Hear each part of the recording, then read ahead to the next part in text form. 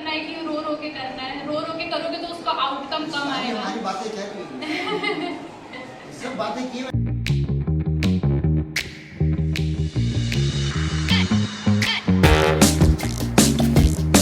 Let me introduce this Ankita Singh, ITM Mumbai. In the same year, same session, she appeared for the JAM exam for statistics. Out of 3,000 candidates, she ranked 18.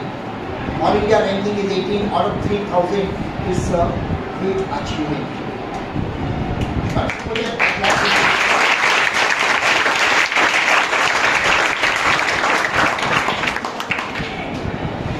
दोनों को खुश करना चाहेंगे हम, bio stream को भी और math stream को भी. Actually, she used to go for the bio stream, but unfortunately, she changed her mind and she opted the maths. And today, she is doing the MSc in MSc IT Mumbai. After that, she will go for the higher education. IT Mumbai में होना एक dream होता है. India की top most institute में आती है IIT Mumbai, वो भी all India ranking 18. He was a student of the same school and same branch and everything, and the previous building earlier during her time she told me, sir, वो आजाद school कहाँ पे है? मैंने कौन आजाद स्कूल? अरे sir यहाँ पे हुआ करती थी आजाद स्कूल थी जो उधर हम लोग की स्कूल थी. हमें कहा कि नहीं आजाद स्कूल यहाँ से शिफ्ट हो गई है. That has gone somewhere else. Now it is completely Nizamuddin Prasad.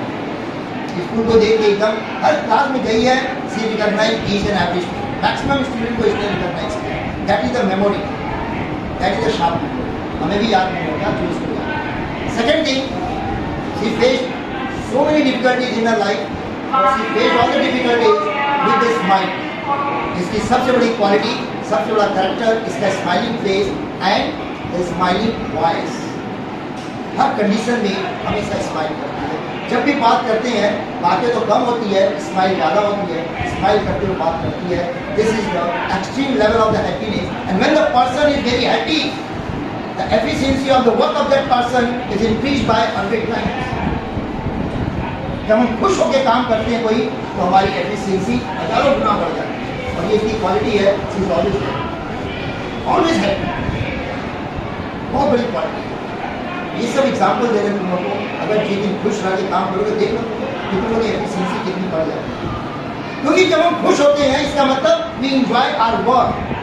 अभी प्रीवियस क्लास में इसने एक ही चीज़ कहा है, my dear enjoy your work and you will get the achievement. You will be successful. जो क्या करते हैं वही ये चीज़ ये रिपीट कर रही है. सेम चीज़ वो रिपीट कर रही है, एंजॉय द वर्क. सारे ये क्लासेस में सबसे बड़ी चीज़, today is my guest not my student. आज हम चाहते तो किसी टीचर को कह के कि सर इसको पूरी स्किल की विजिट करा दीजिए. हो सकता था ना. हमने किसी को नहीं कहा, कंपनी है, हम इसको कंपनी दे रहे हैं, इसको विजिट करा रहे हैं. What is it mean? She deserve for such honour and respect and acknowledge because she has achieved something like that. I can not ignore. I can't ignore that. It's a great achievement and she is getting the honour. आज हम इसको student नहीं मान रहे हैं, ये हमारी student नहीं आती. यादव से बहुत आगे बढ़ती है. That is the respect you will get my dear. यहाँ पे जितने लोग बैठे हुए, I am sure each and everyone having something in there in themselves. और एक दिन उनको भी हम यहाँ पे एज ए गेस्ट इनवाइट करेंगे, उनको हम पूरी कंपनी देंगे. If I be alive, promise है जिंदा रहे तो कंपनी देंगे, नहीं रहे तो फिर तो कोई बात ही नहीं है. एक एक को देंगे. यहाँ पे जो भी इस तरह का होगा हम उसको कॉल करेंगे. यू कांट बिलीव कि पिछले 4 महीने से हमारे कॉन्टैक्ट में कितनी बार इसको हमने कहा, हमने इसको सॉरी लिख के कहा है. Ankita sorry I didn't call you. उनसे कहा था हमने because of certain restriction in the limitations. लेकिन एट लास्ट सक्सेसफुल हुआ and tomorrow she is living from Mumbai. सारा काम हो गया है. Day before yesterday she was in Varanasi. हमने बात किया सर अभी तो हम वाराणसी में हैं, लेकिन हम जैसे पहुंचेंगे तुरंत हम आपको इन्फॉर्म करेंगे और हम आएंगे. कल मॉर्निंग में पहुंचिए, डे में पहुंचिए. फोन किया sir I back in Mau. उन्होंने कहा आज तो संडे है.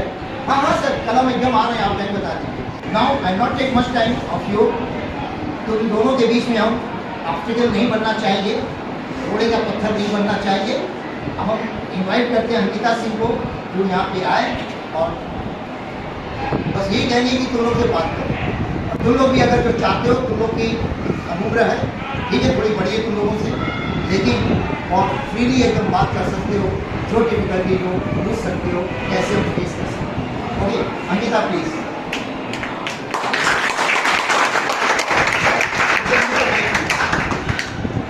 Good morning, everyone. First of all, I'm not a professional speaker, so I'll make mistakes. So, and I'm so emotional right now because I've studied from the same school and I've came here as a guest, so it is a bit emotional moment for me. But I'm so happy, and just treat me like a friend or an elder because I can't guide you so much because there are teachers will guide you more than me, like India sir, Panwal sir, they are much more experienced than me. I've just passed an exam and I've faced difficulties, so I'll share my journey and what difficulties you all might face, but you won't have to stop there. Okay? So I'll start from the beginning. I am a proper resident of Mau and I've done my study till 10th from Mau only. From till 7th I was in Fatima school, ICSE board, and from 7th to 10th I was in this school. And I'd like to say about something about KDS sir. I was always so much interested in biology from the beginning only, okay? And I had planned to take biology as my main subject after 10th. But in 8th class I remember I had joined coaching with KDS sir. He taught us mathematics. And मेरे को इतना मतलब अच्छा लगने लगा उस time के बाद मैथ्स, मतलब ऐसा पागल जैसा मैथ्स सॉल्व करने लगे थे। सर ने मेरे को एक बात बताई थी उस टाइम पे कि ऐसा मतलब मेरे को मैथ्स बहुत ज़्यादा पसंद नहीं था पहले, ठीक है। I was very average student in maths and ICSE board when I was in Fatima school, but when I came here and joined sir coaching and उन्होंने जब मेरे को मैथ्स पढ़ाया, मेरे को मतलब पता नहीं क्या हुआ, मेरे को इतना अच्छा लगने लगा मैथ्स। मतलब मेरे को 10th में मैंने 5 बुक सॉल्व की थी जस्ट वो बोर्ड से था। इतना मतलब मेरे को ये नहीं था कि मेरे को मेरा डर था कि मैं एग्ज़ाम अच्छा नहीं जाएगा या फिर ये था, मेरे को अच्छा ही लगने लगा मैथ्स। मैंने पूरी RD शर्मा RS अग्रवाल से मतलब 5 बुक सॉल्व की थी, एवरेज और जो भी सैम्पल मेरे पास आती थी। और सर ने मेरे को एक बात बताई थी, डेली 5 क्वेश्चन, मतलब कोई भी ऐसा ये नहीं कि अपने ही कोर्स का, आप कोई सा भी बुक ले लो अपने जूनियर्स का, अपना एक मतलब सेम क्लास का, और डेली 5 क्वेश्चन सॉल्व करो। और मैंने वो मतलब अप्रॉक्स 2 ईयर्स तक मैंने वो सेम कंटिन्यू किया था। मेरी पूरी इतनी सारी रफ कॉपी रह गई थी और वो मेरे को इतना हेल्प किया था, मतलब कि I was so good in maths and that help me in this exam too. मतलब for sure I can say if you want to succeed in life, मतलब मैथ्स से डरो मत, ठीक है। बायो में जिसको लेना है, देखो बायो में भी फिजिक्स का यूज होगा ही होगा, तो मैथ्स से ऐसा डरना नहीं है, बी कंफर्टेबल विद इट कि हाँ I know certain amount of maths. ऐसा नहीं कि आपको पूरा एक्सेल ही करना है मैथ्स में, लेकिन be comfortable, but it will help you so much in your skills and aptitude and all. और मैथ्स मेरा जब से स्ट्रॉन्ग हुआ, मतलब मेरा ऐसे ही बूस्टअप हो गया सारा पढ़ाई। मतलब मैथ्स अगर अच्छा है फील तो आपका सारा सब्जेक्ट अच्छा हो सकता है। आई रिमेंबर आफ्टर 10th मैंने प्रिपरेशन करना था JEE का, तो आई वॉज इन कोचिंग, मतलब नॉन अटेंडिंग स्कूलिंग की थी मैंने और कोचिंग ज्वाइन किया था। तो उस टाइम मेरे को इतना इंफीरियर फील होता था आफ्टर नोइंग सो मच। मतलब 10th यहाँ पे मेरे को 10 CGPA आया था, in school I was best, I was in top 1 in the class, but when I got there in Varanasi में कोचिंग, मतलब मेरे को फील हुआ कि अभी कितने पीछे हैं लोगों से। तो ये चीज़ भी रियलाइज़ करना बहुत इंपॉर्टेंट है कि अभी आप जितने में हो आपको लगता है कि आप बहुत अच्छे स्टूडेंट हो, लेकिन अगर आप अभी बाहर जाओगे तो आपको फील होगा कि अभी you are less than many of the students. तो उस टाइम मेरे को बहुत इंफीरियर फील हुआ, but then also I never stop practicing और गिव अप कि नहीं मेरे को JEE नहीं करना है, सिर्फ 12th देना है। मेरे पेरेंट्स बहुत सपोर्टिव रहे हैं, उन्होंने हमेशा बोला था कि कोई बात नहीं, अगर JEE नहीं हुआ तुम 12th के लिए पढ़ लो।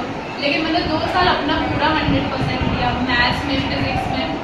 मतलब तुम लोग अभी फील कर रहे हो कि 10th के बाद 11th में सडनली थोड़ा सा वो होता है, बर्डन आ जाता है सारे सब्जेक्ट्स में, तो वो बहुत ज़्यादा हो गया था उस टाइम। लेकिन still I didn't give up. JEE तो मेरा क्रैक नहीं हुआ, मतलब उतना अच्छा परसेंटेज नहीं था कि जनरल में मिल जाए मेरे को कॉलेज। तो मैंने बीएससी किया in mathematics and physics and statistics, was my 3 subjects from BHU. और उस टाइम भी मैं मतलब I want to say that जो भी जेई का, जैसे अभी तुम लोग अभी ड्रीम करोगे ना कि मेरे को जेई कॉलेज जाना है, बीटेक करना है, फिर वो जब सडन से हिट करता है कि शिट मेरा तो नहीं हुआ कॉलेज में, और I am also from a very middle class family, so I can't afford to go to a private college in engineering. Though I can force my parents, मतलब हम फोर्स कर सकते थे कि नहीं मेरे को प्राइवेट से करना, और पेरेंट्स अभी भी कर जाते, लेकिन मेरे को उस टाइम पॉइंट नहीं लगा कोई कि इतना पैसा वेस्ट करके क्या फायदा। अगर मेरे को मेरी कैपेबिलिटी होती तो I crack JEE and go in a nice college. तो उस टाइम बहुत लो पॉइंट था मेरा, मेरे को ऐसा लगा कि नहीं आई वॉज नॉट अप, मतलब इतना अच्छा मेरा प्रिपरेशन है, आई am not capable, but still I had some hope that I'll do better after joining BHU also. So I joined BHU and I did my BSc, and after first year only I thought of higher studies कि मैं आगे क्या करूँगी। So then I thought of doing MSc, और मेरा subject था statistics, जिसमें 40-50% mathematics ही होता है, तो वो मेरे को बहुत अच्छा लगता था स्टैटिस्टिक्स सब्जेक्ट। तो मेरे को उस टाइम पे फील हुआ कि I will do my masters with statistics, and then I started preparing for JAM examination. JAM is basically a joint admission test for masters. जैसे आपको अगर MSc करना है IITs कॉलेज से, तो उसके लिए JAM एग्जाम कंडक्ट कराता है, तो उससे आपको जितनी भी IITs है उसमें एडमिशन मिल सकता है, अगर आपकी सर्टेन रैंक आई है तो, अच्छी रैंक आई है तो मैंने मैथमेटिकल स्टैटिस्टिक्स 7 सब्जेक्ट्स होते हैं उसमें, तो उसमें से मैंने मैथमेटिकल स्टैटिस्टिक्स के लिए प्रिपरेशन किया, एंड पूरा मैंने ऑनलाइन प्रिपरेशन किया अनअकैडमी के through. I did self study only, और उसमें जो टीचर्स थे मैंने उनको फॉलो किया, और जो भी बुक्स वगैरह थी I did all those, I didn't join any offline coaching.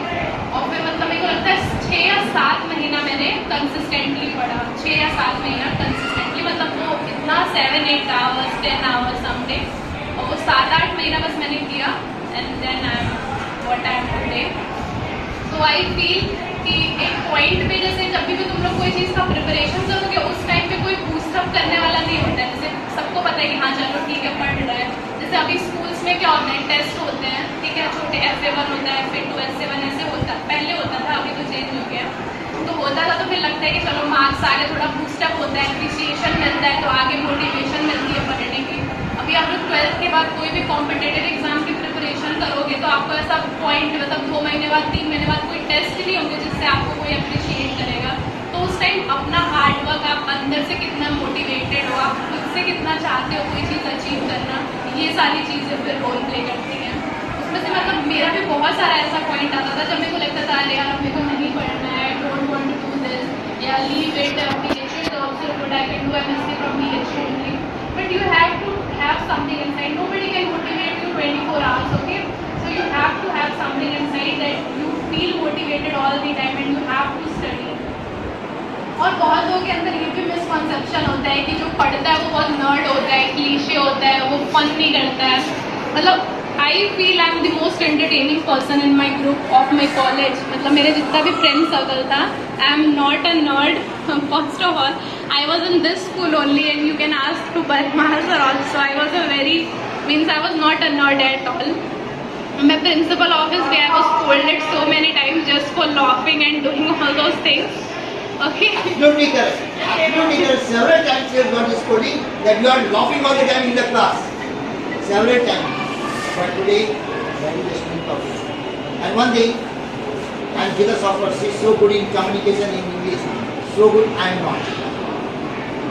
So good I am not, so great she is. Am I right? Yes, sir. An achievement for you. See, that is the important thing I did, what I used to say to you, that communicate in English, whatever you used to, always communicate in English. Okay, continue. And one thing more. During that time, her mother used to be a teacher of LFCS Kedarapur. Presently she is? No. Presently she is not, but at that time, she used to be the teacher in Kedarapur, LFCS. Okay, continue. और मतलब ये point मेरे को बहुत अच्छे से clear करना है, क्योंकि ये मेरे को खुद मिसकंसेप्शन था। तो जब तक कोई इसके थ्रू नहीं जाता है तो उसको ये फील नहीं होता है। You never have to be nerd और वो ऐसा पढ़ाकू स्टूडेंट जो इमेज बना हुआ है ना लोगों के मन में कि अरे ये तो पढ़ाकू है, वो कुछ जाता नहीं है, वो कुछ फन नहीं करता है, लोगों से बात नहीं करता, तो वही कुछ अचीव कर सकता है। ऐसा बिल्कुल भी नहीं है। You can have all the fun while studying and you can achieve so many things. बस यही है, you have to be consistent while studying. Consistency is most important. मतलब मैंने जेई में बहुत सारी ऐसी मिस्टेक्स की थी जो I still remember, which I didn't repeat while I was preparing for jam exam. आप अपने कितना भी चीज़ पढ़ लोगे, अगर उसको पीरियोडिकली टाइम टू टाइम अगर रिवीजन नहीं करते रहोगे, दैट इज पूरा वेस्ट है वो, मतलब वो कुछ भी नहीं है। अगर आप कोई चीज़ आज 4 घंटे पढ़ रहे हो ना, उसका 7 दिन बाद कोई वैल्यू नहीं है अगर आप उसको रिवाइज नहीं कर रहे हो तो एक strategic study is also very important. जैसा बहुत लोग होते हैं बहुत हार्ड वर्क करते हैं, still they don't get to achieve what they want. That is the problem. मतलब you have to do smart study, you have to understand that what I am lacking. Just remember smart study. CS told. I'm not telling you to study. Smart study. I have not all this from Kedia sir himself. Okay, he was the first teacher who was motivated me so much that I am what I am. I still remember when I was in when I जब मैंने यहाँ पर school छोड़ के जब मैं गई तो मेरे को ये था मन में गया when I achieve something I'll come to Kedia sir and मैंने पहले सर को कॉल किया था। सर मेरे को पहले इतना डांटे कि तुम पहले क्यों नहीं बात की तुमने मेरे से, तो फिर वो मेरे अंदर सेंस ऑफ वो था कि आई हैव टू मतलब मेरे को एक रिस्पॉन्सिबिलिटी थी कि सर ने मेरे को इतना अच्छा वो दिया है, I have to give something to him. So मेरे और फिर ये भी एक बहुत मिसकॉन्सेप्शन है कि टीचर्स की डिसरिस्पेक्ट करना और एल्डर्स की और पेरेंट्स की, it is a very cool thing and you are मतलब तुम लोग बहुत अच्छे लगोगे उससे। It is absolute false thing. 19 मार्च और 19 टीचर्स मार्च की कितना बड़ा ऐसे लिख के भेजा था। सबसे पहले लिखा हुआ sir first of all sorry, मैंने 21 दिन बाद कॉन्टेक्ट किया। सबसे पहला स्टेटमेंट लिख दिया। और ये बहुत बड़ा मिसकॉन्सेप्शन है कि टीचर्स की डिसरिस्पेक्ट करके एल्डर्स की, पेरेंट्स की, यू विल बिकम कूल और you will become something nice and smart. ठीक है, अगर आपको it is okay if you don't like teaching method of any teacher, but it is not okay to disrespect because I feel मतलब I didn't know anything of statistics. Okay, I didn't know anything and I was so average in maths. I got out of 50 I hardly secured 27 or 25 marks in 7th. And when I came here and studied maths from KDS, I started scoring out 49 out of 50, 48 out of 50. So it is a teacher who molds us, and if you are having a proper teacher, a proper guidance, you can go somewhere else in spite of all the hard work. If you don't have a mentor, if you have no one to guide you at which point you have to take which step or which decision correctly, then you might waste time taking some wrong decision.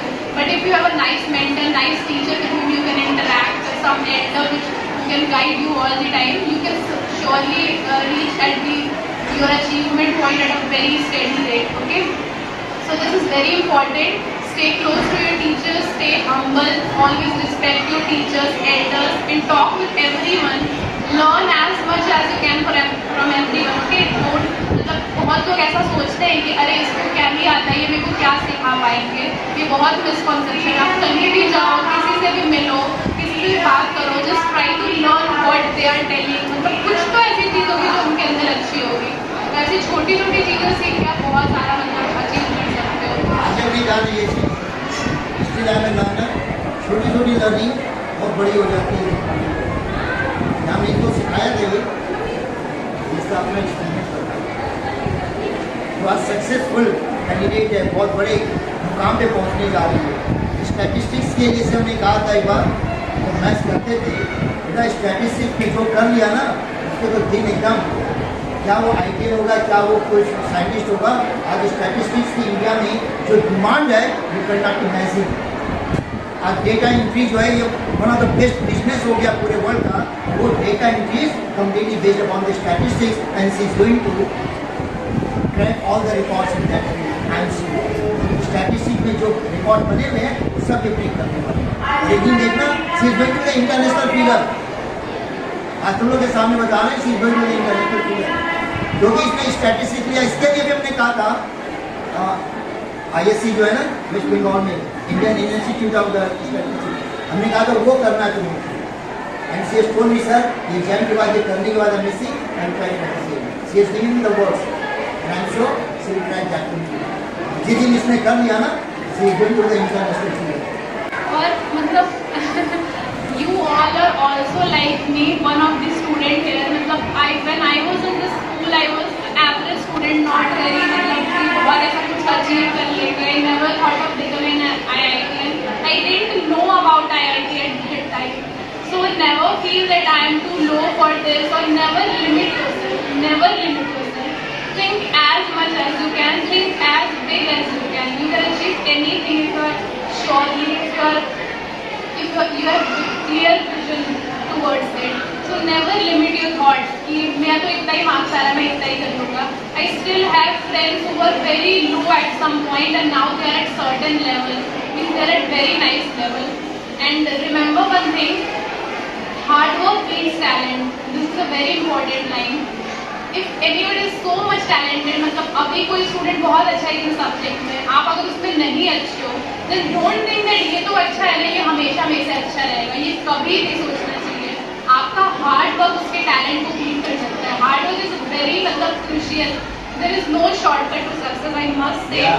ये बहुत there is no alternative of hardship. Hardship का कोई alternative नहीं है, and hardship is directly related to success. Directly related. More hardship, more success. More hardship, more success. और hard work means ऐसा नहीं कि आपको जीवन भर ही करना होगा. वो एक certain period of time of hard work होता है. जैसे अभी हम 6-7 महीना पढ़े, उसके बाद 3-4 महीना I am totally free. I am not studying at all. I am studying some other things, not that bookish things. I am studying some learning new skills. But that 7-8 months I studied consistently. ये नहीं कि एक महीना पढ़ा, एक हफ्ता पढ़ा, फिर मैंने छोड़ दिया एक हफ्ता. वो चीज़ नहीं था. तो hard work is very important. और हार्ड वर्क से सिर्फ ये नहीं होता है कि आप कोई सर्टेन चीज़ अचीव कर लेते हो. आपके अंदर एक कॉन्फिडेंस आता है. That confidence will help you through out your life. जब भी आप कोई डिसीजन लेते हो ना, तो मन में ऐसा वो आता है कि अरे ये मैं कर पाऊंगा कि नहीं. जब आप एक सर्टेन चीज़ कर लोगे ना, फिर हमेशा आपके अंदर मोटिवेशन रहेगा कि हम ये भी कर सकते हैं, ये भी कर सकते हैं. Then you will automatically start thinking big and try to achieve nice things. So कभी भी और हार्ड वर्क वेस्ट नहीं जाता है. मैंने 2 साल जेई का प्रिपरेशन किया. मेरे को बहुत लोगों ने क्रिटिसाइज किया कि इसने पेरेंट्स का पैसा वेस्ट कराया, she should have studied for BSc only. But those concepts which I studied they are helping me till now. That if you make an habit ना, it will help you lifetime. Add an habit of studying 3 to 4 hours continuously. वो habit मेरे को इस exam में काम आई.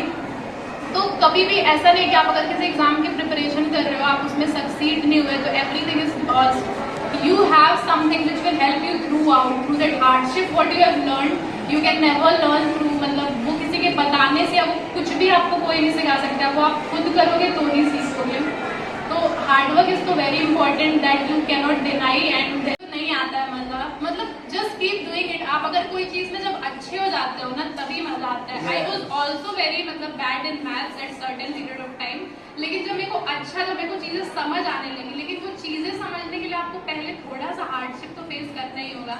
अब अगर certain amount का मतलब वो करके अगर आप बोलोगे कि नहीं मेरे से तो हो ही नहीं रहा है, तो फिर आपको कभी वो चीज़ अच्छी नहीं लगेगी. लेकिन आप एक थोड़ा उसमें टाइम दोगे, उसके साथ ऐसा उलझे रहोगे कि चलो सीखते सीखते करते रहोगे, तो एक टाइम आएगा जब आपको वो चीज़ समझ में आने लगेगी. फिर उस टाइम से आपको उसमें एफर्ट लगेगा ही नहीं कि आप एफर्ट कर रहे हो, और चीज़ें एफर्टलेसली होती जाएंगी. तो बस वही हल्का सा हार्डशिप होता है. वो अचीव करने के बाद आपको सिर्फ मतलब मैनेज करना होता है कि क्या करना है, क्या पढ़ना है. तो और फिर आप लोग को कोई भी क्वेश्चन हो, क्वेरी हो, अभी 12th में हो आप सारे लोग, 12th में हो, तो 12th में तो अभी बहुत क्रूशियल पीरियड ऑफ टाइम है. You all have to be motivated all the time. और आप लोग को कोई भी क्वेरी हो तो आप लोग पूछ सकते हो कुछ भी एज अ फ्रेंड. ऐसा नहीं कि टीचर या फिर कुछ ऐसा डम सा ना पूछ दे. You all are free, you can interact. Anyone? Yes. Very good.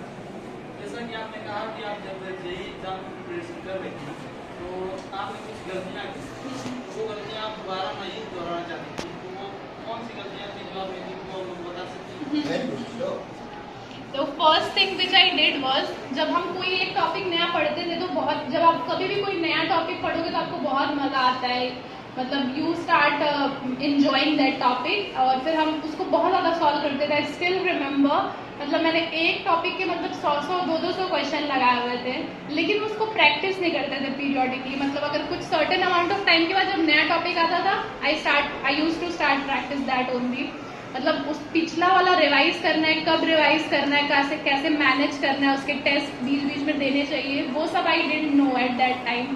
तो उससे मेरा क्या होता गया कि जैसे अभी हमको वो जो चीज़ आ रही है वो मेरे को, आपको जब भी आप जेई का प्रिपरेशन करोगे 11 12 दोनों के क्वेश्चंस आते हैं उसमें, है ना, तो 2 साल तक आपकी वो चीज़ें रहनी भी चाहिए। आप तो 11th में पढ़ के चलो ठीक है, आपको सब समझ में आ रहा है, लेकिन 2 साल बाद जब आप एग्जाम देने जाओगे तब वो चीज़ याद रहेगी कि नहीं, ये इसका तो कोई गारंटी नहीं है, तो फिर आपका सारा पढ़ाई वेस्ट हो गया।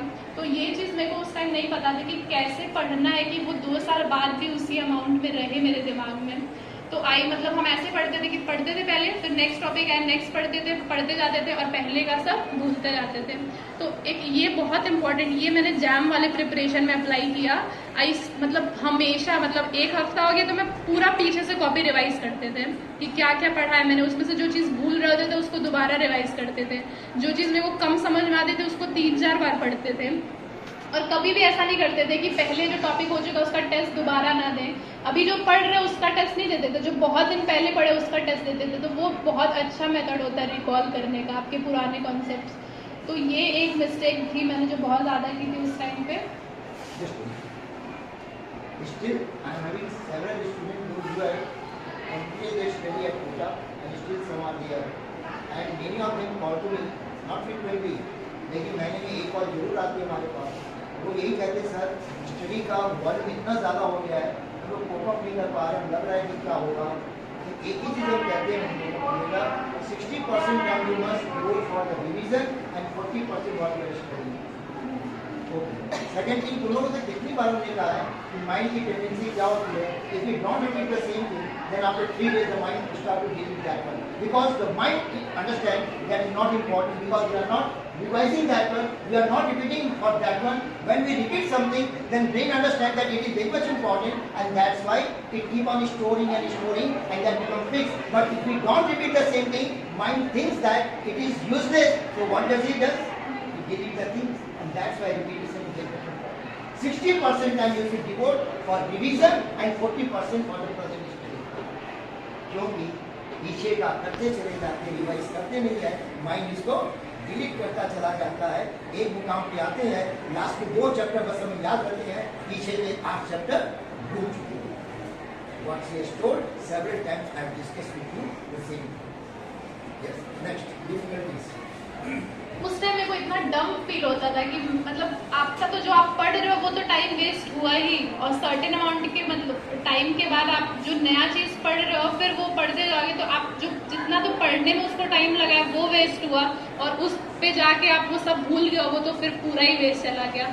तो ये इतना इम्पॉर्टेंट चीज़ है रिविजन करना कि मतलब ये नॉन अवॉइडेबल है, ये तो करना ही करना है रिविजन। और दूसरा चीज़ है कि कंसिस्टेंसी बहुत इंपॉर्टेंट है। मतलब अगर आप 1-2 स्टूडेंट से, अगर एक बहुत ज़्यादा टैलेंटेड है, वो बहुत अच्छे से क्वेश्चन सॉल्व करता है, एक दूसरा स्टूडेंट है जो बहुत अच्छा नहीं है, he is not very much talented, वो लेकिन वो कंसिस्टेंट है और दूसरा वाला बच्चा कंसिस्टेंट नहीं है, मतलब आप कुछ टाइम के बाद देखना वो जो कंसिस्टेंट था ही will be much more talented than that one.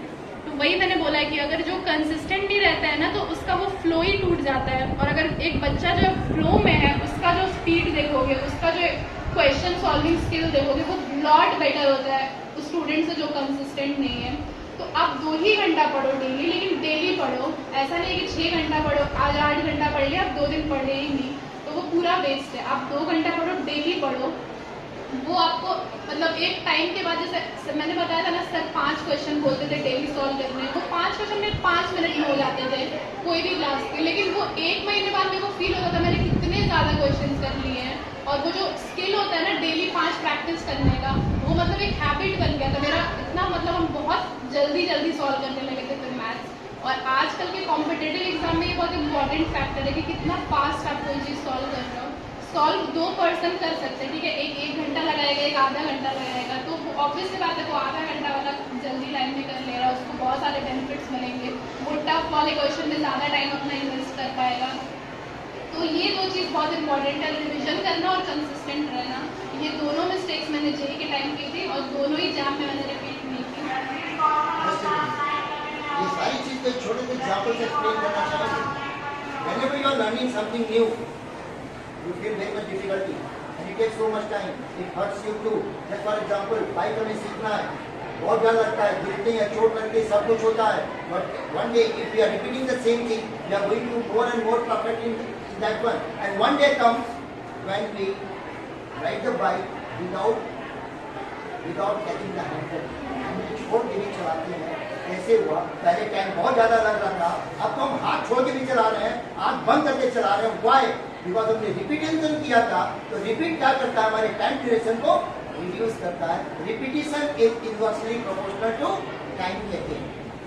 जब हम रिपीट करते हैं, टाइम टेकन हमारा कम होता चला जाता है, हमारी स्पीड क्या होती है?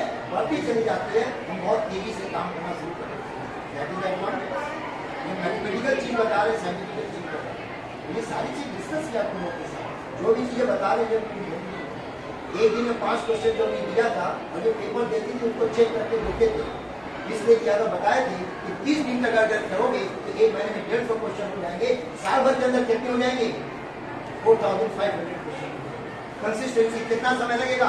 5 मिनट. मैथ्स वालों को बताया था हमने, मैथ्स वालों को 11 में बताए थे, हम 12 वालों को बताए थे. 800 क्वेश्चन एनसीईआरटी के डेली 15 क्वेश्चन करने पे पूरे कर सकते हैं. प्लानिंग तुम लोग को करती है. Planning is the most important. Yes, any other question from any other corner? बहुत अच्छा क्वेश्चन पूछा, इसके लिए बात ताली होनी चाहिए.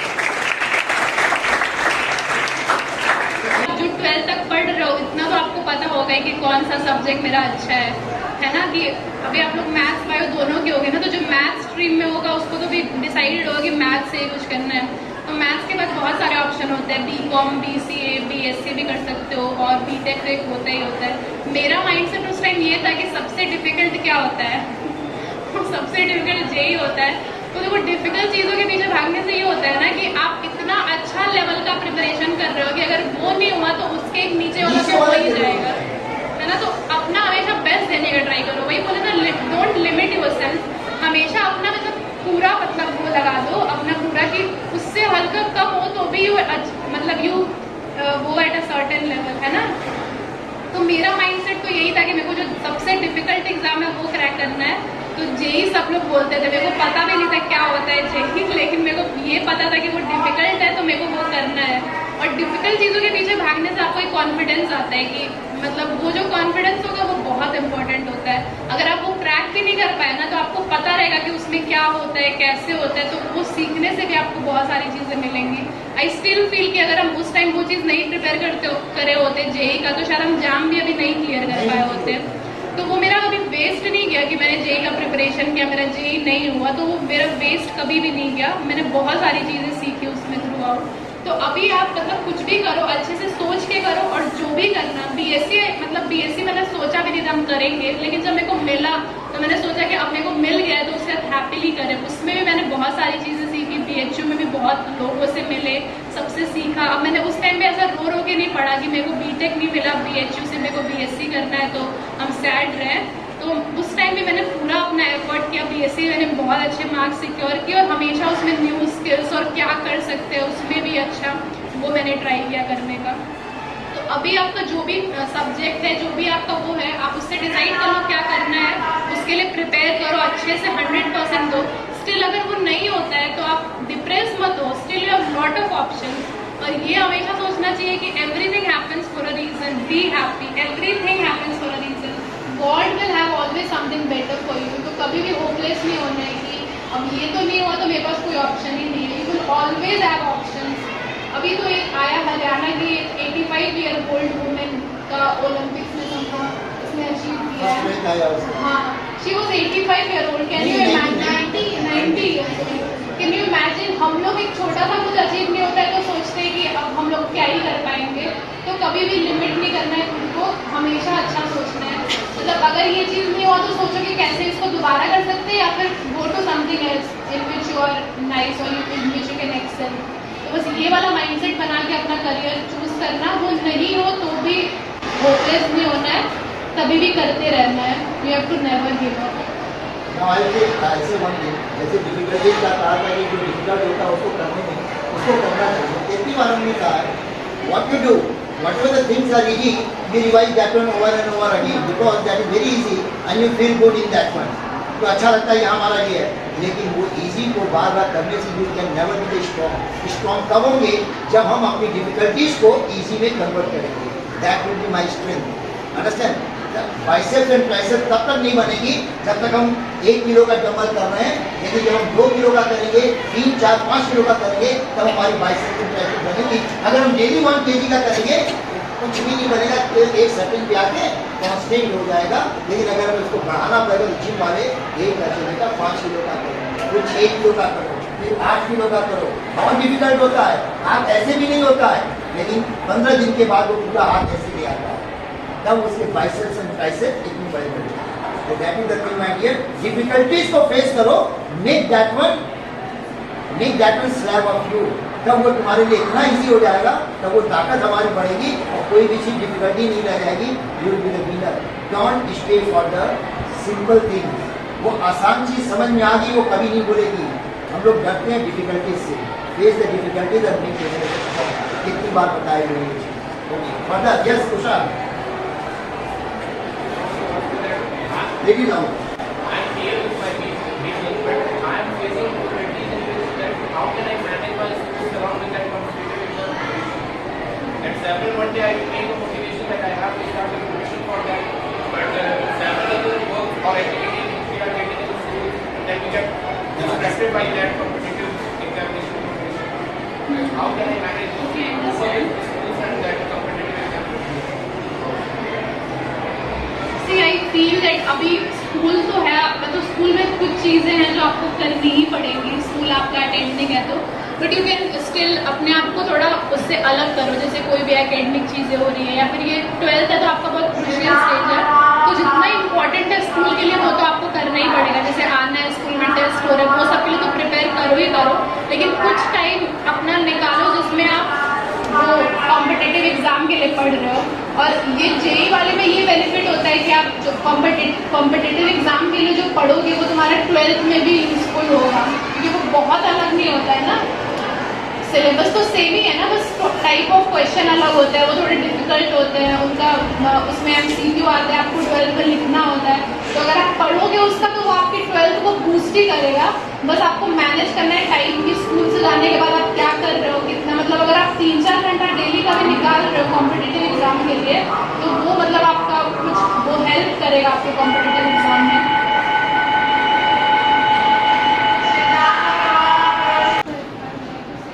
हाँ यस. और मैंने ये भी देखा है कि बहुत सारे स्टूडेंट्स, जैसे कोई भी क्लास चल रही है, कोई क्वेश्चंस देते हैं टीचर्स, तो ऐसे बहुत सारे क्वेश्चंस होते हैं जो किसी से नहीं बनते हैं. ठीक है, तो स्टूडेंट्स उनको ऐसा लाइटली लेते हैं कि ये तो किसी से नहीं बन रहा, तो ठीक है मेरे से भी नहीं बना, ये फालतू क्वेश्चन होगा.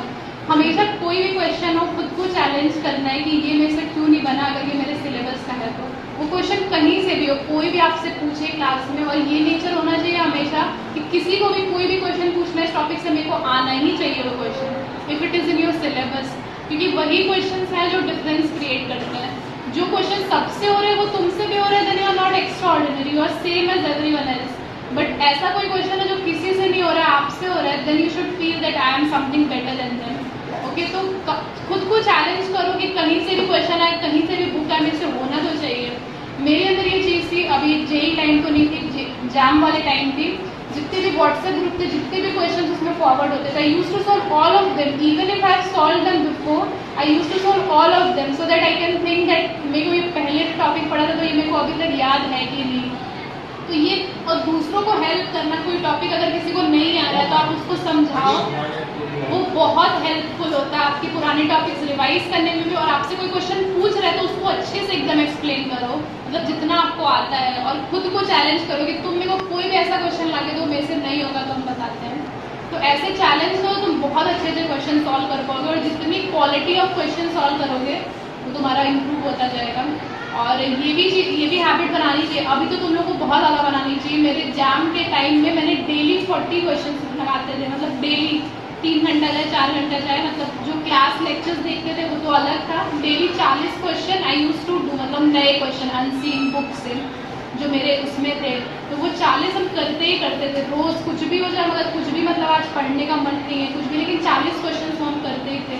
तो वो तुम लोग को भी प्रैक्टिस बनाना चाहिए कि आज 10, 15, 10 फिजिक्स के, 10 केमिस्ट्री के और 10 इसके करने ही करना है। और तुम मतलब वो तुम्हारी पूरी बुक ही खत्म हो जाएगी अगर तुम 3-4 महीना बस कर दो ना उसको, तुम्हारी आधी बुक खत्म हो जाएगी। में से अभी भी जो एग्जाम का प्रिपरेशन करते हैं वो लोग पूछते हैं कि दीदी आपने कैसे 6-7 महीने में किया। बहुत स्टूडेंट्स, मतलब मैंने बहुत लेट ज्वाइन किया था वो बैच जिसमें ये पढ़ाई हुई थी, मैंने बहुत कम टाइम में किया। तो बहुत सारे स्टूडेंट्स ऐसे थे जो 1 साल से पढ़ रहे थे लेकिन उन लोग का नहीं हुआ क्रैक। तो वो लोग यही लैक करते थे कि वो लोग प्रैक्टिस नहीं करते थे। और बहुत सारे कॉन्सेप्ट जैसे बहुत, मतलब मैंने भी ये चीज़ फेस की है, अगर आप कोई नया कॉन्सेप्ट पढ़ोगे तो आपको तुरंत नहीं समझ में आ जाती हैं चीज़ें। तो बहुत लोग उससे परेशान होकर वो छोड़ ही देते हैं वो टॉपिक ही। ऐसा नहीं करना है, उसको पढ़ो कॉन्सेप्ट को, ऐसा समझो कि ठीक है नहीं आ रहा है एक बार और पढ़ूंगा, फिर 2-3 दिन बाद और देखो, फिर उससे क्वेश्चंस लगाओ, देखो कैसे क्वेश्चंस हो रहे हैं। मतलब मैंने एक पूरा 6-7 महीना पढ़ने के बाद जब रिविजन करते थे हम, तभी भी ऐसा कुछ मिलता था क्वेश्चन जो मेरे को नहीं आता था, फिर मेरे को समझ आता था ओ अच्छा ये ऐसे हुआ था। तो every time you will revise, you will learn something new from that same question. ऐसा नहीं कि एक बार तुमने कर लिया तो वो तुमको लाइफ टाइम याद रहेगा। और जो चीज़, मतलब जो उलझने वाली चीज़ें है ना, उसको और मतलब देखते रहो कि हाँ क्या हो रहा है, कैसे हो रहा है। 2 दिन बाद देखो, 3 दिन बाद देखो, you will get use to it. और फिर तुमको वो इतना अच्छे से आ जाएगा कि तुमको बिलीव नहीं होगा कि ये मेरे को कुछ टाइम पहले आ नहीं रहा था। तो डिफिकल्ट चीज़ों से भागना नहीं है पहली बात, तो उसमें घुसे रहना है, मतलब जब तक तब तक नहीं आएगा, एक टाइम तो आएगा ना जब मेरे को आ जाएगा। तो गेट यूज टू इट। और एक और चीज़ मेरे को जेई टाइम में मेरे को सर ने एक बताई थी, केमिस्ट्री में बहुत सारी चीज़ें ऐसी होती हैं जो मेमोराइज करनी होती हैं। तो इसमें भी स्टूडेंट्स बहुत परेशान होते हैं कि कैसे मेमोराइज करें कैसे। तो एक स्टूडेंट था जिसने पूरी क्लास में पूछा कि सर मैं पूरा पढ़ता हूँ आप जो पढ़ाते हैं, पर मैं भूल जाता हूँ। तो सर ने क्या बोला कि आप मम्मी पापा का चेहरा भूलते हो क्या, अपने फ्रेंड का चेहरा भूलते हो, अपने भाई बहन का भूलते हो? तो बोले नहीं। तो मुझे क्यों नहीं भूलते हो? क्योंकि रोज़ देखते हो उनको, रोज़ देखते हो, रोज़ बुक देखो, तुम खुद ही नहीं भूलोगे। डेली जो चीज़ नहीं आती है ना उसको और बार देखा करो कि वो भूले ही ना। मतलब मैंने एक 5-6 पेज का नोट्स बनाया था, उसको एक नोटपैड में रखा होता लगा के, उसमें वो सारे फॉर्मूले थे जो सबसे डिफिकल्ट होते थे, जो मेरे को याद थे फॉर्मूले, वो मैं कभी नहीं लिखती थी। जो ऐसे लगते थे जो भूल जाते बार बार क्वेश्चन, वो लिख लेती थी। और वो पेज हम दिन में 5-6 बार देखते थे कि भूल तो नहीं रहे। और वो सब फॉर्मूले मेरे को एग्जाम के दिन तक याद थे। मतलब ऐसे क्वेश्चन थे, जैसे ये होता है ना जेई में, अगर 12th में भी कुछ डेराइव हो जाते हैं फॉर्मूलाज, तो हम लोग इस बेसिस पर रहते हैं कि चलो डेराइव तो कर ही लेंगे। लेकिन अगर आपको उस टाइम सेव करना है, आपको सारे क्वेश्चन अटेम्प्ट करना है, आपको एक डिफरेंस क्रिएट करना है रैंक में, तो उस टाइम वही सारी short tips and tricks useful होती हैं। तो पूरा जो नहीं याद होता उसको एक रख लो और उसको रोज़ देखो। 1 साल है आपके पास ना, और 12th के तुरंत बाद दे सकते हो और 1 साल बाद भी दे सकते हो, तो you still have that option too. लेकिन अगर आपको इस बार ही क्रैक करना है तो यू हैव टू, मतलब आपको एक्स्ट्रा एफर्ट डालना पड़ेगा ऑब्वियसली, क्योंकि आपको उन स्टूडेंट से करना है जो 1 साल पूरा उसका प्रिपरेशन करके कर रहे हैं, आप स्कूल भी उसमें कर रहे हो, तो आपको उनसे भी फाइट करना है। और ऐसे स्टूडेंट्स भी हैं जो 2 साल भी पढ़े हैं बिना स्कूलिंग के, 1 साल और पढ़े, तो आपको उनसे भी फाइट करना है। तो you have to do extra effort. अब वो आप कैसे मैनेज कर रहे हो टाइम, आप कितना एफर्ट लगा रहे हो, that is all up to you. Extra effort is must, that I can say. और ऐसा नहीं करना है कि बहुत लोगों को मैंने देखा वो अपना 12th ही खराब कर देते हैं उसके चक्कर में, कि 12th तो खराब नहीं करना है। बेसिक पहले आप स्कूल से सीखो, कोचिंग से सीखो, फिर मेंस में क्या होता है, मेंस और एडवांस में उसी टॉपिक का आपको अच्छे लेवल के क्वेश्चन आते हैं। तो बेसिक तो आपको सीखना ही है। अगर मेरे को ऐसा फील होता है जो जेई का प्रिपरेशन कर रहा है उसका कभी 12th खराब जा सकता है, और जिसका 12th खराब जा रहा है मतलब वो सीरियसली जेई के लिए नहीं पढ़ रहा था, क्योंकि सिलेबस सेम रहता है। तो you have to do extra effort, that all I can say for now. और 1 साल है तो उसमें अगर आपका इस बार होपफुली, मतलब भगवान करे हो जाए, लेकिन नहीं हुआ तो you can do 1 more year preparation. JEE is above than +2 or +2 is above than JEE. 12th is above the JEE or JEE below the 12th. JEE. Okay? If you are preparing for JEE, if you are putting your RC for the JEE, but you are not getting the success and you fall down, so where will you stay? Where will you stay? 12th. So it means you are not preparing for 12th. If you prepare for the JEE only, then 12th automatically you are getting. Only the confidence must be there. Whatever I am doing for JEE, the same thing is going to say for the 12th standard too. Because whatever in the 12th are there, beyond that one you are studying for the JEE. Understand? You need to manage for that. And only the things required here, the balancing of the time. How you balance time. How you balance yourself between all the things.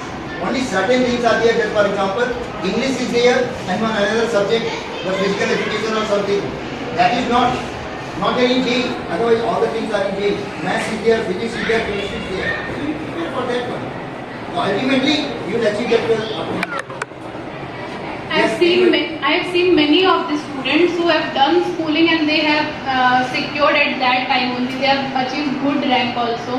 And I'll say that I didn't do schooling at that time. और 2 महीने सिर्फ मैंने पढ़ा था mains के लिए, school के boards exam के लिए, और मेरे 93% आए थे 12th में. सिर्फ 2 महीने मैंने पढ़ा था और उसके पूरा पहले मैंने JEE का पढ़ा था. तो आई फील कि अगर आप JEE का पढ़ रहे हो, आपको ऑटोमेटिकली इतनी कैपेबिलिटी आ जाएगी कि आप 12th का एक सर्टेन अमाउंट ऑफ टाइम में वो कर ही लोगे. अच्छा, और 12th में ऐसा नहीं है कि आपको 99, 98 लाना है. एक डिसेंट सा 95, 96 is also okay if you are planning to achieve for JEE and you want to go to this year only if you want to go into IITs. So just focus, मतलब अपना एक vision बनाए रहो. ये 2 साल तो बहुत tough होते हैं, मतलब इसमें आपका कुछ भी वो नहीं है. इसमें कंसिस्टेंसी, हार्डवर्क पूरा करना ही होगा 2 साल में. तो वो अगर आप कर रहे हो तो मेंस तो आप क्लियर कर ही लोगे. आई फील और एडवांस के लिए तो टाइम मिलता है 3-4 महीना मेंस के बाद, तो आप उसमें अच्छे से प्रिपेयर कर सकते हो. तब तो स्कूल का भी बोर्ड्स हो जाता है. तो अभी ये मत सोचना कि स्कूल के साथ हम नहीं कर सकते. अपना 100% एफर्ट दो. 12th तो नहीं ही खराब जाएगा, ये मान के चलो. कॉन्फिडेंस रखो इतना और उसके लिए प्रिपेयर करते रहो. और एक बताना चाहेंगे, एक स्कूल का एक्सपीरियंस है हमारा, that is DPS Bhopal. Okay, still that school maintain the record that every year out of 225 candidates, in that school only 5 sections are there for 12. Only 5 sections, and each class is having 45 students, not even 46. So total 225 candidates are there. Every year around 90 to 100 students in the same year crack the JEE. How? Because they are preparing for the JEE and ultimately they are preparing for 12th too. क्योंकि अगर हम 12th तक केवल करेंगे, you cannot face the JEE. But if you, कितनी बार हमने कहा है, these tests are not for selection, these are for elimination. और elimination कैसे होता है? 20% higher question से. Still agree with me. वो 20% सोल्यूशन होते हैं जो सेलेक्ट करते हैं, बाकी 80% तो सिमिलर होते हैं, सबके लिए कॉमन होते हैं. वो 80% पे सिलेक्शन नहीं होता है, तो सिलेक्शन होता है 20% का. तो JEE करने वाले होते हैं, उनका माइंड से शुरू से ही होता है कि हमें वही लेवल का करना है. SC वर्मा कितने लोगों ने किया फिजिक्स में? बताओ भाई. आज हम कहते हैं कि कोई SC वर्मा अगर पूरा कर लेता फिजिक्स का, हम गारंटी दे सकते हैं कि फिजिक्स तो उसका एकदम टॉप मोस्ट होगा. हमने कहा भी है क्लास में कई बार, DPS बोकारो के अंदर वो स्टूडेंट 6 महीने के अंदर कंप्लीट करके छोड़ देते हैं SC वर्मा. अब वो SC वर्मा की किताब हमारे पास है, जबकि physics is not my subject, लेकिन वो उसको हम रखते हैं अपने पास. हमारे लाइब्रेरी में, हमारे शोकेस में रखी हुई है. न्यू ब्रांड किताबों को विजिट किया.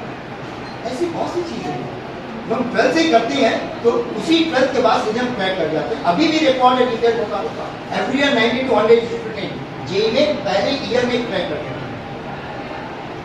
Okay, another question from anywhere. Will power को increase किया जाए किसी काम के लिए, पढ़ाई के लिए will power को. Very good question. देखो, this is also directly related to confidence. जब आपके अंदर confidence आएगा तो वो will power automatically आ जाएगा. और confidence कैसे आएगा? डिफिकल्ट चीजें ट्राई करोगे तो आएगा. अपना तुम लोग खुद में जो डिफिकल्ट सबसे बुक है वो उठाओ, वो सॉल्व करो. उसके क्वेश्चंस नहीं बन रहे, पूछो, सर से पूछो, एक सीखो, उसी को याद, मतलब वो समझो कि कैसे हो, फिर नेक्स्ट क्वेश्चन ट्राई करो. और ये 5-5 मिनट में जो चीज़ें हैबिट होती है ना, वही इंसान को डिफरेंट बनाती है. जैसे 5 मिनट सर ने बताया ना, वो एक चिट ले लो, उसको पढ़ लो, वो आप डेली करो, देखो कितना डिफरेंस आता है. वो आपके बगल वाले बैठे हुए पर्सन से आपको डिफरेंट बनाएगा. तो छोटी छोटी चीज़ें ही बहुत ज़्यादा डिफरेंस क्रिएट करती है. तो लोग सोचते हैं कि अरे 5 मिनट का करके क्या ही फ़ायदा होगा. आप सुबह 10 मिनट्स उठ के सबसे पहले मॉर्निंग में क्या कर रहे हो, क्या पढ़ रहे हो कोई चीज़, तो फिर सोचते हैं 10 मिनट्स में क्या ही हो जाएगा, एग्जाम के दिन पढ़ेंगे ना. लेकिन वो 10 मिनट्स आप एक मंथ तक करो, आपको फील होगा कि वो कितना इंपॉर्टेंट था, जबकि वो आपका ज़्यादा का कुछ टाइम नहीं ले रहा है। 10 मिनट्स का ही पता चलता है, वो तो उठ के ऐसे भी आदमी निकाल देता है, वेस्ट कर देता है। लेकिन वो 10 मिनट्स अगर आप कंसिस्टेंटली करो 5 दिन, तो आपको फील होगा। तो will power is also, I feel कि अगर आपको कुछ भी अचीव करना है तो कॉन्फिडेंस इज मस्ट। और कॉन्फिडेंस कैसे आएगा? डिफिकल्ट, हारोगे, उसको करोगे, मतलब नहीं समझ में आएगा, पूछो किसी से भी, कैसे भी करो, स्ट्रगल करो, एक पॉइंट आएगा जब आपको वो चीज़ आ जाएगी। जब वो आ जाएगी ऑटोमेटिकली विल पावर भी आ जाएगा। मतलब कितने लोगों की आसान काम करके उस काम को करने की बार बार इच्छा होती है, आसान चीज को, किसी की नहीं होती, क्योंकि 2 बार 3 बार 4 बार करते हैं, मन में आ जाते हैं बहुत आसान है, तो फिर मन में आ जाए आसान है तो इसको करने की क्या जरूरत है, तो हम कर लेंगे, डेफिनेटली कर लेंगे। लेकिन जब कोई डिफिकल्टी होती है तो क्या होता है, तब याद नहीं, डिफिकल्ट है, तब वहाँ पे अगर इच्छा मन में हुई कि नहीं लेट मी ओवरकम इट, तो जब हम उसको करते हैं डिफिकल्टी को, तब फिर हमें देखकर दूसरा भी आ रहा है, तब हमारे में इच्छा होती है कि let me try it again, इसको भी ओवरकम करें, और तब होता चला जाता है। लेकिन वही नीचे वाली चीज़ को जब हम 2 बार रिपीट कर देते हैं, वो आसान हो जाती है, उसको करने का मन नहीं करता है, फिर हमें उससे ऊपर करने की इच्छा होती है। तो difficulty is always make you to develop the desire, will power, यही हमें डेवलप करता है। आसान चीज़ करने से कभी भी विल पावर हमारी इंक्रीज नहीं करेगी, क्योंकि वहाँ पे तो हमारे मन में एक तरह का सेटिस्फैक्शन आ गया कि ये तो हम इसमें परफेक्ट है, हमको सब कुछ आता है इसमें, फिर कहाँ से विल पावर होगी? विल पावर वहीं पे होगी जहाँ difficulty. Okay, I not taking so much time, और ज़्यादा समय नहीं लेंगे। Let me say thanks to Ankita that she has spared so valuable time to me and to you, and whatever she has told, really all those things are very much important. If you really follow that one, dramatic change will be there in your life, in your mindset, and in your work culture. I am sure of it. Whatever she has told, the same thing I have told you for several times, repeating again and again.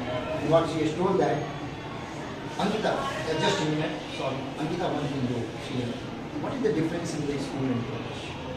That is the most important thing. Please, short में थोड़ा सा इसको जरूर explain करें। School में कैसा होता है, जब हम भी स्कूल में थे तो मेरे को फील होता था कितना रेस्ट्रिक्शन है, कितना ये है, हमेशा teacher surrounded by principal and everything, you have to be in a proper uniform and you have to be in discipline all the time.